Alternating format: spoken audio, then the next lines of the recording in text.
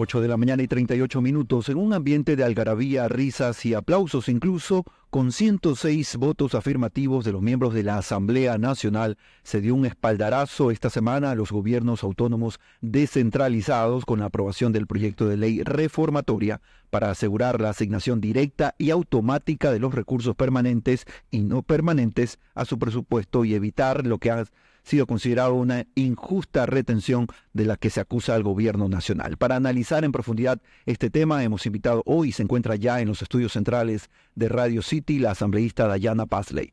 Asambleísta Pazley, buenos días y bienvenida como siempre a Radio City. Muy buenos días, Carlos, Alfonso, Priscila, a todos quienes nos escuchan, y recordar que hoy se cumplen 100 años del voto femenino, lo que ha garantizado la participación de mujeres en política, y que ayer, por ejemplo, se aprobara el informe para segundo debate de la ley de reparación para las familias de las víctimas de femicidio. Vamos a tratar de tocar también ese tema en una segunda instancia. Asambleísta Pazley, la Asamblea ha aprobado una ley que obliga al Banco Central a asignar de forma directa y automáticamente el presupuesto a los GATS.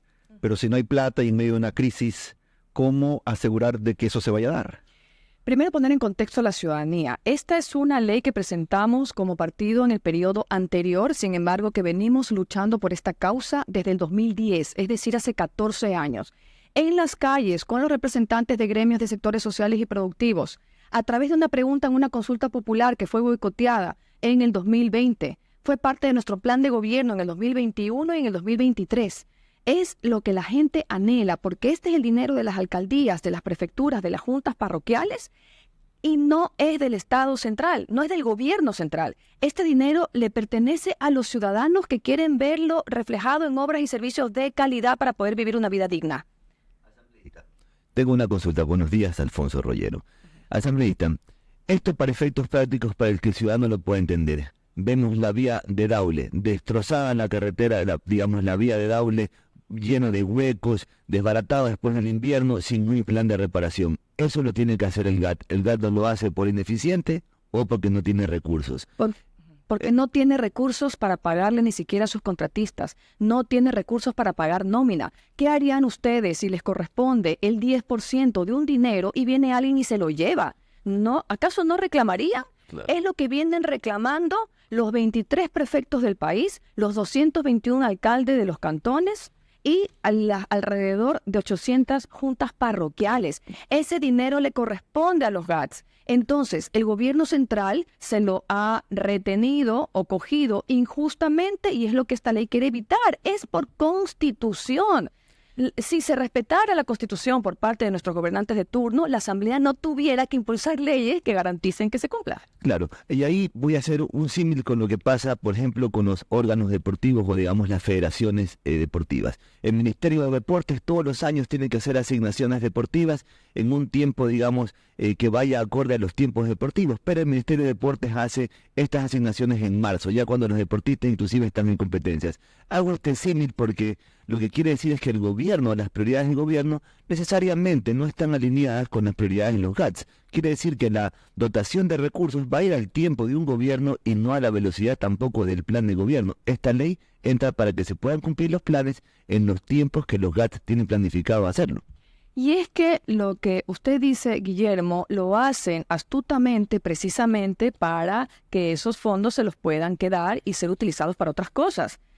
El dinero de los GATS le pertenece a cada ciudadano de cada cantón. No es descabellado pedir que no se los coja el gobierno central. Yo le pregunto algo, ¿hay medicinas? No hay. Ayer salió una noticia de que a Solca se les debe 9 millones de dólares y que por eso han dejado de atender a los pacientes oncológicos. ¿Hay infraestructura para recibir a los estudiantes en las escuelas y colegios de la costa? No hay. Ayer tuvimos a la ministra de Educación en la comisión. Alrededor de 100,000 estudiantes no han entrado en este nuevo ciclo lectivo a estudiar, lo cual los convierte en presas fáciles de las bandas delictivas. Claro. La inflación ha subido en 1.24%, si no me equivoco, en los últimos 16 años, la más alta, por el incremento del IVA. Hay carestía de la vida. Miren, yo no quisiera juzgar si las cosas se están haciendo bien o mal, pero las investigaciones que vemos a diario en los periódicos nos dicen que las políticas públicas o las cosas que se están implementando desde el Ejecutivo no están funcionando. Porque fíjense que incluso se ha aumentado el 700% de homicidios contra menores en Ecuador entre 2019 y 2023. No están funcionando las cosas. Debemos elegir gobernantes no solamente que sean eficientes y buenos administradores, sino que entiendan qué es lo que necesita el país para nuestro verdadero progreso. Asambleísta, en ese sentido, por ley obviamente hay que entregar los recursos, pero ¿qué hacemos en el caso de alcaldes o representantes locales que utilizan dichos fondos para conciertos, por ejemplo? La ciudadanía tiene, y lo han hecho, se han opuesto. Todo funcionario público debe hacer una rendición de cuentas periódica.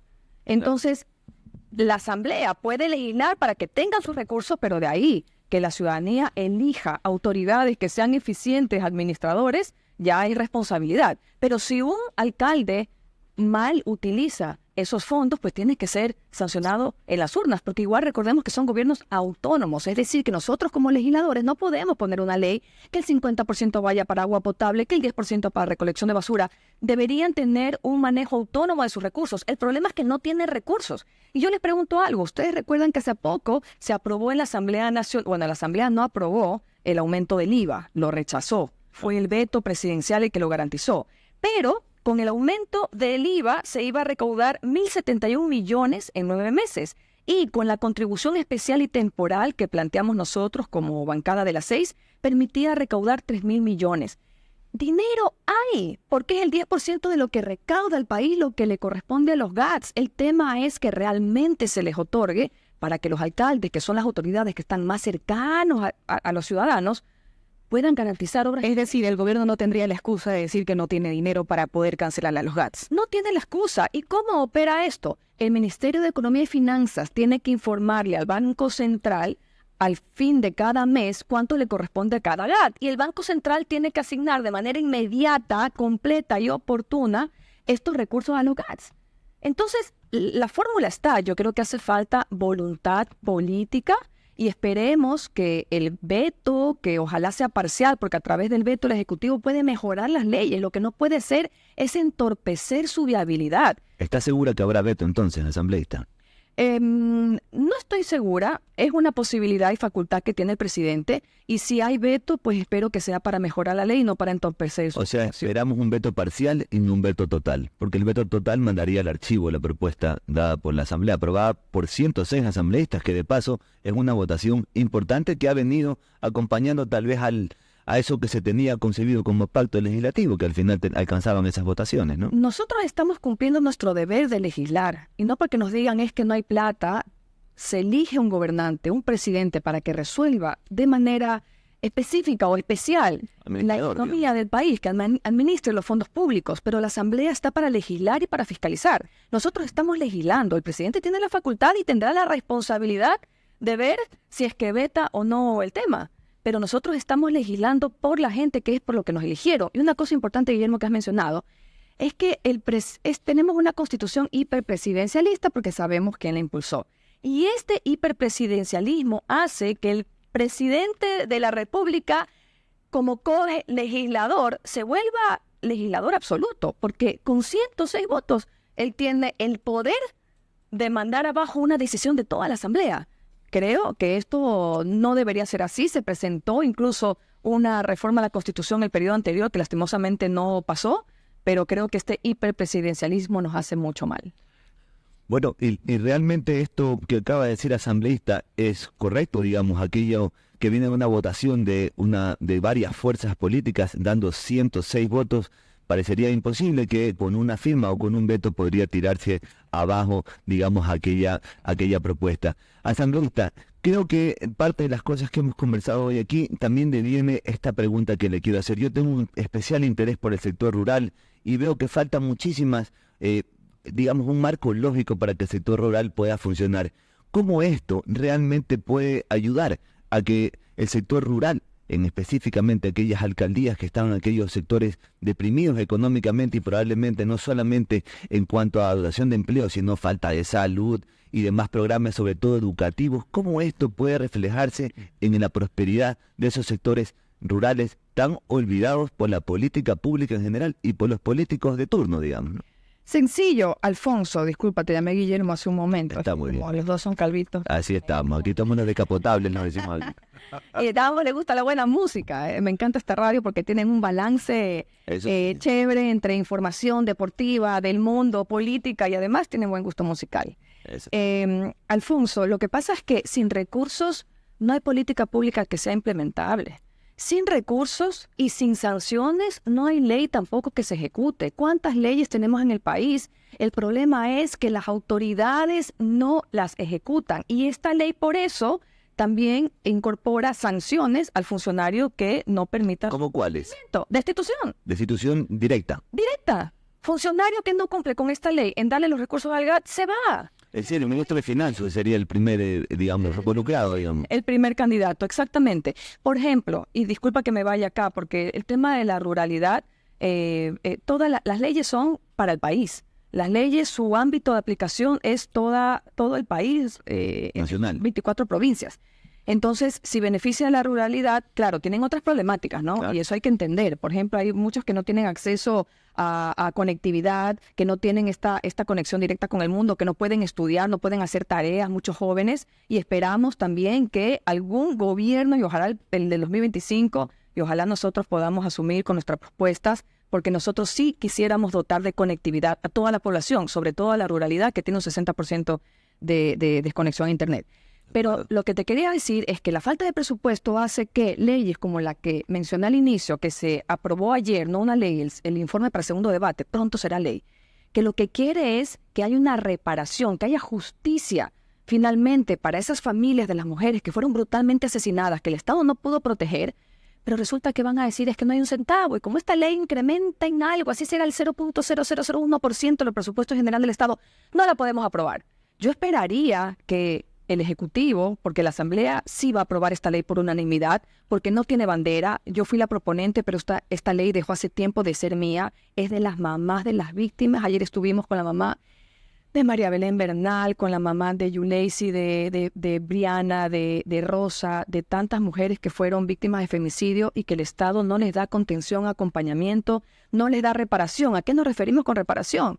Los hijos y las hijas huérfanos por ese asesinato de su madre, que sería un mano de su padre o de su expareja, no tienen educación, no tienen acceso a la salud, acceso a vestimenta, alimentación. ¿No? Y aparte ese acompañamiento psicológico que es tan importante, porque al final y al cabo estamos hablando de niños que se les cambió la vida y probablemente nunca puedan retornar o volver a tener esa calma que tenían antes de que le pase este percance. Importante lo que menciona asambleísta, importante esta ley de tal vez eficiencia en la transferencia de recursos. A mí siempre me queda la duda de que tenga nuevamente pues el poder el Ministerio de Finanzas. Me parecería que está en la órbita de lo mismo, no de lo mismo, del mismo procedimiento actual, pero está el Ministerio de Finanzas todavía involucrado en el CLIC, como se menciona, y esa parte pues también tiene que tener ciertos controles y ojalá pues que eso pueda ser parte de los reglamentos y las mejoras que se debe hacer posterior a la aprobación de la ley o no.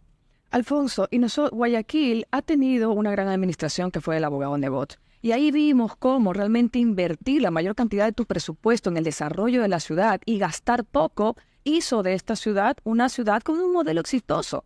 Vimos una transformación radical, sin duda alguna. Entonces, lo que necesitamos son administradores eficientes que prioricen la calidad de vida de la gente, no que el presupuesto general del Estado lo destinen a deuda externa, a un listado de pagos de burocracia. La burocracia hay que entenderla bien como funcionarios públicos, pero no a pipones.